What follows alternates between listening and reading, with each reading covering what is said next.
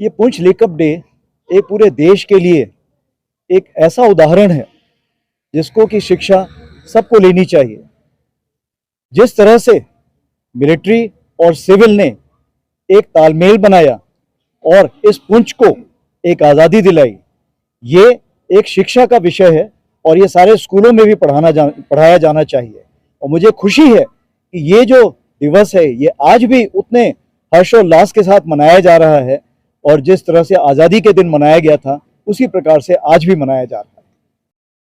मैं कश्मीर के यूथ को सिर्फ यही बोलना चाहूँगा कि जो भी यहाँ पर है वो सब आपके लिए है और आपके उज्जवल भविष्य के लिए कोशिश कर रहा है और उसके लिए हमेशा तत्पर तैयार रहेगा। आपने आगे आना है, इस कोशिश में हमारा भागीदार बनना है और बताना है कि जो पिछले 30 या 40 साल में लोगों ने जो गलतियां की थी उस गलतियों से किसी को कोई फायदा नहीं हुआ है। आप देखिए, बॉर्डर के उस पार, सरहद के उस पार कुछ भी किसी प्रकार का डेवलपमेंट नहीं हुआ है। और देखिए भारत कितना तेज से कितना आगे निकल गया है कि G20 का आज वो लीडर है। आज भारत देश दुनिया भर में सबसे ज्यादा इज्जत पाता है। तो अगर आप उस इज्जत के हकदार बनना चाहते हैं तो आइए उस हवा में शामिल होइए, उस बयार में शामिल होइए और आपका भविष्य बहुत ही उज्जवल होगा, जो कि सिविल एडमिनिस्ट्रेशन ऐसी हालातों के कारण नहीं प्रदान कर पाया। और बॉर्डर एरिया ऐसे एरिया होते हैं जहां पे सिविल एडमिनिस्ट्रेशन पहुंच नहीं पाता है। दुर्गम इलाके होते हैं जहां पे कि अगर चाहें भी तो जहां पे रोड नहीं बन पाती हैं, स्कूल नहीं हो पाते हैं। तो इंडियन आर्मी की हमेशा यही कोशिश रही है कि वो आपके ओवरऑल इंडेक्स, डेवलपमेंट इंडेक्स जिसको हम बोलते हैं, उसको बढ़ाने की कोशिश करे। चाहे आपकी वो मेडिकल फैसिलिटी हो, चाहे आपकी एजुकेशन फैसिलिटी हो, चाहे आपका कम्युनिकेशन हो, चाहे आपका रोड हो, या इस प्रकार की जो भी कार्रवाई है उसको करने के लिए हम हमेशा तत्पर रहते हैं। यहाँ तक कि आपकी पानी पीने का इंतजाम, आपका बिजली पानी का इंतजाम, इसको करने के लिए हमेशा तत्पर रहते हैं। जैसा कि मैंने आपको बताया, शिक्षा के उसमें हमने सुपर 50 शुरू किया है, जो कि इंजीनियर्स के लिए है, मेडिकल के लिए है। 1800 बच्चे हमने बाहर भेजे हुए हैं, तकरीबन 214 बच्चे हमने कॉलेजेस में सेलेक्ट किए हुए हैं, करीब 1500 बच्चों की हमने कोचिंग की हुई है। आर्मी गुडविल स्कूल तकरीबन हम 43 स्कूल चला रहे हैं, करीब 26,000 बच्चे उसमें ट्रेंड हो रहे हैं। 26,000 बच्चे तो ट्रेंड हो रहे हैं, लेकिन सबसे बड़ी चीज ये है कि जो उनके पेरेंट्स हैं, जो उनके वालिद लोग हैं, उनको देखिए कितनी खुशी मिल रही है, कितने टीचर्स उसके साथ जुड़े हुए हैं, जो उनको स्कूल ला रहे हैं, ले जा रहे हैं। वो तो आप देखेंगे कि जो एक व्यावसायिक इरादा है वो भी बढ़ता है। सद्भावना के अलावा सबसे बड़ी चीज ये है कि जो फौज यहाँ पर बैठी हुई है वो लोकल इकोनॉमी को बहुत ज्यादा बढ़ावा देती है। उदाहरण के तौर पर जैसे लद्दाख के एरिया में कम से कम एक साल में 500 से 600 करोड़ की हम इकोनॉमी में बढ़ावा देते हैं। अगर हम सिर्फ जम्मू कश्मीर की बात करें तो 1500 से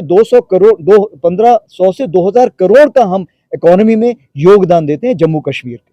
most important that at any point of time I should be able to ensure that the aspirations of the citizens of Jammu and Kashmir Union Territory should be met, and whatever comes in their way we should be able to do that.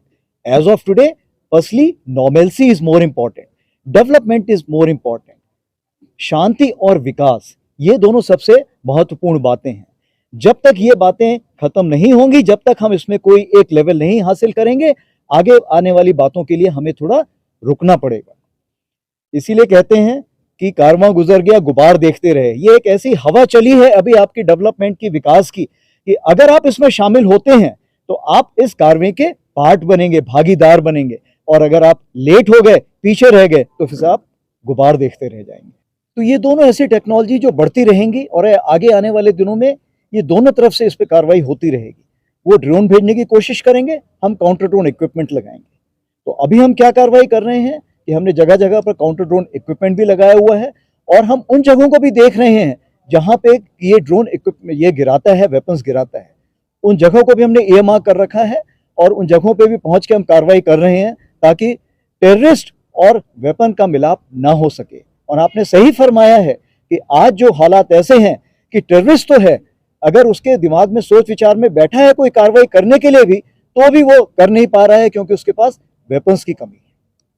जहां तक दूसरा सवाल आपने क्या पूछा था, जहां तक टेररिस्ट का सवाल है, अगर मैं कहूं कि लॉन्च पैड पे कितने टेररिस्ट अगर बैठे हुए हैं तो हमारे पास लॉन्च पैड पे तकरीबन मेरे पास जो फिगर है, ये तकरीबन फिगर जाता है 160, जिसमें तकरीबन नॉर्थ ऑफ पीर पंजाल 130 है और तकरीबन 30 के आसपास यहाँ पे साउथ ऑफ पीर पंजाल होगी। जहाँ तक आपने पूछा है यहाँ पे नॉर्थ ऑफ पीर पंजाल और रजौरी पुंछ में हिंटरलैंड जिसको हम बोलते हैं, वहां पर कितने हैं, तो तकरीबन हमारा हिसाब किताब से टोटल 82 पाकिस्तान टेररिस्ट बैठे हुए हैं और तकरीबन 53 जो है लोकल टेररिस्ट हैं। परंतु इसके अलावा चिंता का विषय ये है, जिसको हम बोलते हैं क्रिमिनल्स टाइप की जो एक्टिविटी करते हैं, जो कि आइडेंटिफाइड नहीं होते हैं। आपने सही बोला है कि जब बड़े बड़े वेपन्स भेजने से फर्क नहीं पड़ा, जब उन्होंने देखा कि बाकी देशों में या यूएन में इसको कश्मीर इश्यू को रेस करने का फर्क नहीं पड़ा, ओआईसी में रेस करने का फर्क नहीं पड़ा, तो इन्होंने कुछ ऐसे हथकंडे अपनाने शुरू किए हैं जो शोभा नहीं देते हैं। जैसे ड्रग्स बहुत ही तादाद में भेजे जा रहे हैं। पिछले साल जून में तकरीबन 45 करोड़ की हीरोइन पकड़ी गई थी बारामूला में, जिसके साथ वेपन्स, ग्रेनेड्स और ये सारी चीजें पकड़ी गई थी। उसी प्रकार से बॉर्डर एरिया में हम बहुत जगह हीरोइन और बहुत सारी तस्करी की ऐसी चीजें पकड़ रहे हैं जो कि गलत है। यहाँ तक कि जो हम टेररिस्ट मार रहे हैं उनको भी बोल रहे हैं बॉर्डर में कि नहीं आप स्मगलर मार रहे हो। मतलब आप कहना चाहते हो कि आप यकीन है कि आप यहाँ से ड्रग्स भेज रहे हो। तो ये निहायत गलत बात है जो पाकिस्तान इस चीज को कर रहा है। दूसरी चीज, जहां तक रेडिकलाइजेशन का सवाल है, रेडिकलाइजेशन जो है वो उसके लिए जहां तक आप रिक्रूटमेंट की हम अगर बात करें, ये मेरे को बताना बहुत जरूरी है कि तकरीबन 35% जो रिक्रूटमेंट है जो आज हो रहा है कहीं भी, उसमें ये जो टेररिस्ट बन रहे हैं उसमें 35% लोग 20 साल की उम्र से कम हैं। तकरीबन 55% जो हैं वो तकरीबन हैं जो कि आपके 20 से 30 साल के बीच में है।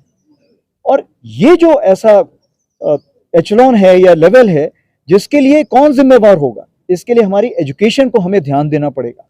हमारी जो एक अपब्रिंगिंग है जो उस पर ध्यान देना पड़ेगा, हमें परवरिश में ध्यान देना पड़ेगा और इनको हमें ऐसे मौके देने पड़ेंगे कि ये लोग अच्छे स्कूलों में जाएं, बाहर निकलें और भारत के बाकी जगह को समझें कि क्या क्या कार्रवाई हो रही है। इसी चीज को मद्देनजर रखते हुए हमने तकरीब 1800 स्टूडेंट यहाँ से बाहर के प्रदेशों में भेजे हैं जो वहां पे शिक्षा ग्रहण कर रहे हैं।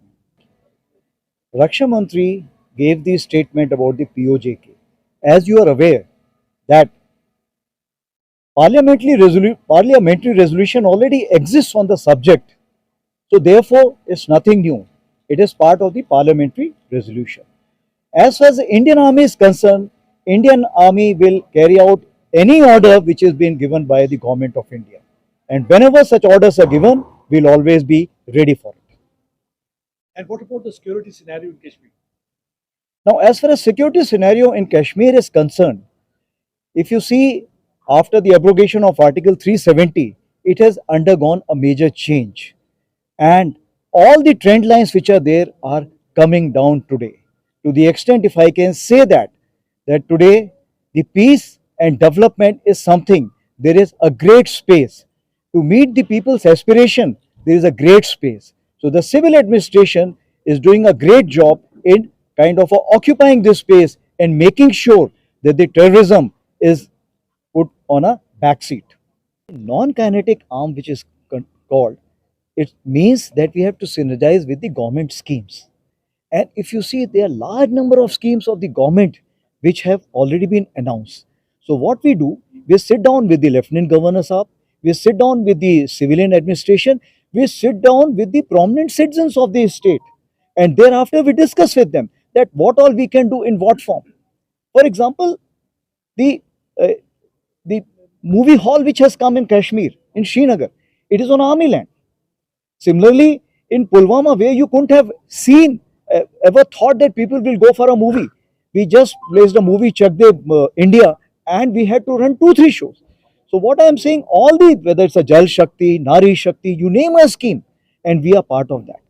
And we are facilitating such implementation of these schemes in the border areas, in those difficult conditions, in those remote areas. Besides what we are doing, we are synergizing with the large number of NGOs. They have the money, they have the intent, but they don't know how to implement those kind of schemes. So here we come in a big way. For example, Airtel is totally associated with us as far as the technology in Army Goodwill Schools is concerned. So IT is completely being looked after by them. Similarly, HPCL, similarly ICICI banks, SBI banks, all these people are coming forward and joining hands with us to kind of raise the aspirations and raise the development bar of the Union Territory. कुदरती जड़ी बूटियों से बने अनमोल उपहार आयु line के उत्पादों को रखे हमेशा याद।